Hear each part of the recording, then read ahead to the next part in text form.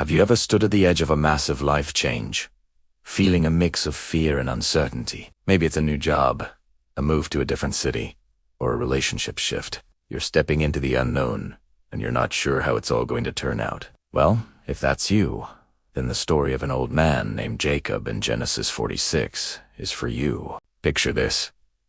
Jacob is old. A severe famine has ravaged the land, and now he faces a monumental decision. Leave the land God promised him and his ancestors, and move his entire family to Egypt. This wasn't just a short trip.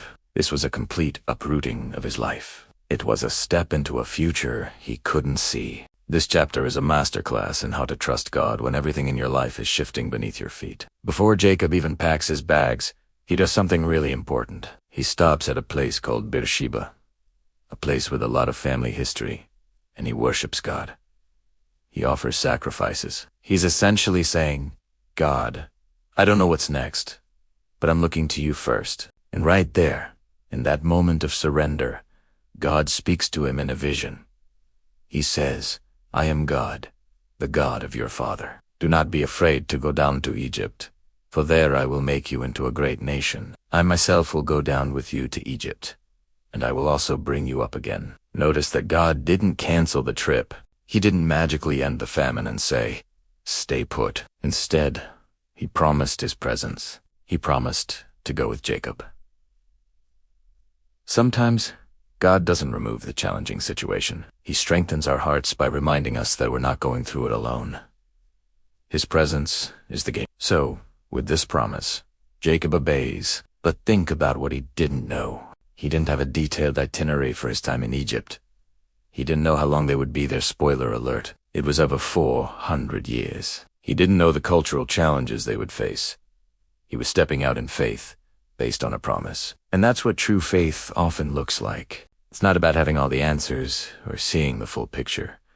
It's about trusting the one who holds the full picture. It's taking the next step because you trust the guide, not because you know the entire path. Then, the Bible does something interesting. It pauses the story to list all 70 members of Jacob's family who went down to Egypt.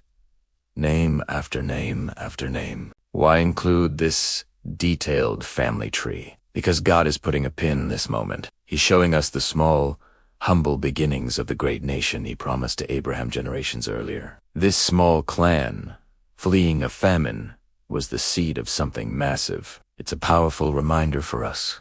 That small thing in your life right now, the small act of obedience, the little bit of faith you're mustering. The family you're raising, it might seem insignificant, but in God's hands, it could be the start of something much, much bigger than you can imagine. And then comes the moment we've all been waiting for, the emotional climax.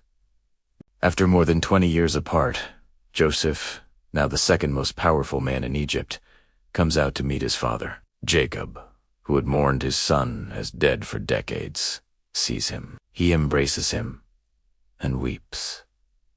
And then Jacob says something profound.